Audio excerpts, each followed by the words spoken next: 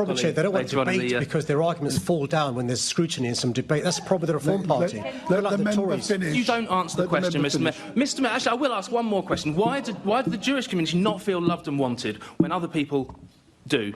Sadiq Khan faces heated exchange in London Assembly. Pressure mounts over leadership decisions.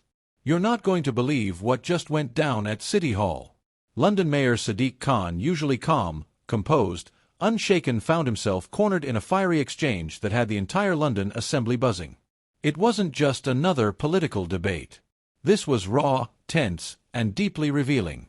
Because what unfolded wasn't just about policies, it was about trust, leadership, and whether the mayor still commands confidence from those meant to hold him accountable.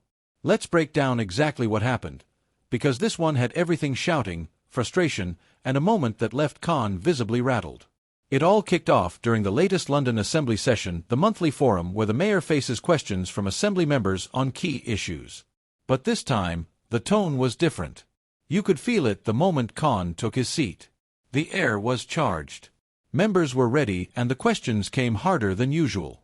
The first hit came from Reform Assembly member Alex Wilson, pressing Khan on London's spiralling transport costs and safety concerns across the tube network.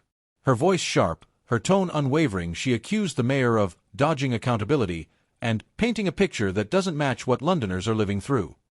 Khan fired back, saying his administration had worked tirelessly to keep London moving despite massive budget challenges inherited from previous governments. But Wilson was not done. He pushed again, citing recent commuter complaints, rising fares, and the city's slow recovery from pandemic-era disruption. The back and forth grew, intense voices rose, interruptions flew, and suddenly the usually smooth mayor seemed cornered. At one point, a visibly frustrated Assembly member cut in sharply, saying, "With respect, Mr. Mayor, Londoners deserve straight answers, not soundbites." The room fell tense. Cameras zoomed in. Khan paused, exhaled, and tried to regain control. But that moment, that pause, said more than 100 talking points ever could.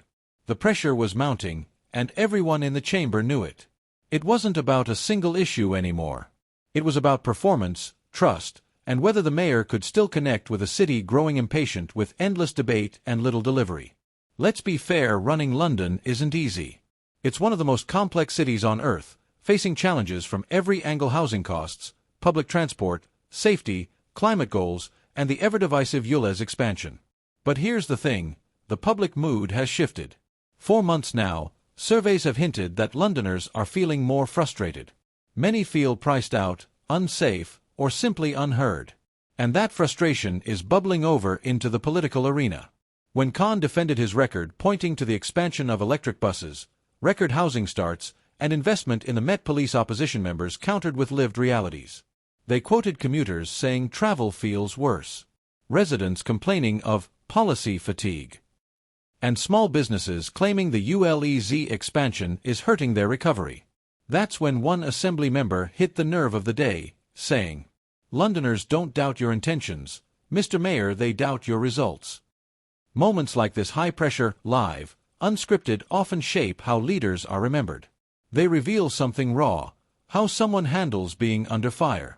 And in that chamber, Sadiq Khan faced exactly that test. Was he calm? Yes. Defensive? Also yes. But above all, aware that the public is watching more closely than ever.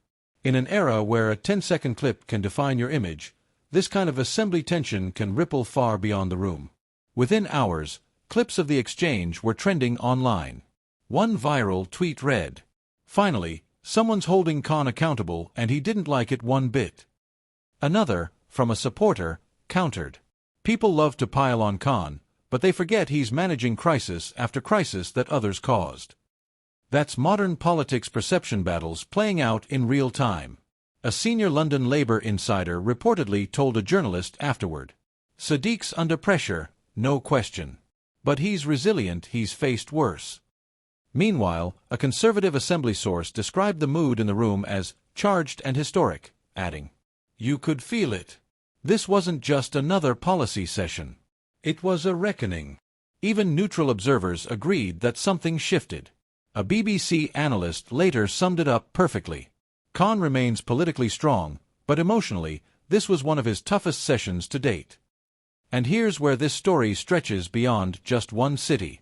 Because what's happening in London echoes a pattern we're seeing around the world, leaders facing a public that's no longer patient, no longer willing to accept polished answers over concrete results. In the US, in Europe, it's the same rhythm. Citizens asking louder, tougher questions. Politicians trying to balance empathy with authority. And in that balance, many stumble not because they don't care, but because the world is demanding honesty, not headlines. Toward the end of the session, Khan composed himself and made a statement that, for all the tension, carried weight. He said, "I know Londoners are frustrated. I know times are tough. But leadership isn't about avoiding criticism, it's about facing it, learning from it, and staying focused on results." That earned a few nods, even from critics. Because love him or hate him, Khan does show up month after month, year after year to face scrutiny head-on. And that alone keeps the democratic process alive. Still, the underlying question lingers. Can London's leadership reconnect with a public that's growing weary of speeches and slogans? As the meeting adjourned, cameras captured Khan gathering his papers, giving a polite nod, and walking out, expression firm, unreadable. The political storm might fade in a few days, but the impression won't. Because Londoners saw something rare: a mayor under real pressure, forced to confront the growing gap between policy and perception. And that's where the story gets interesting.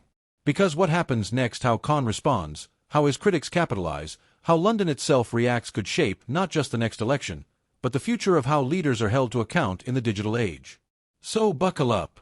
If this was just one assembly session, the next few months could be explosive.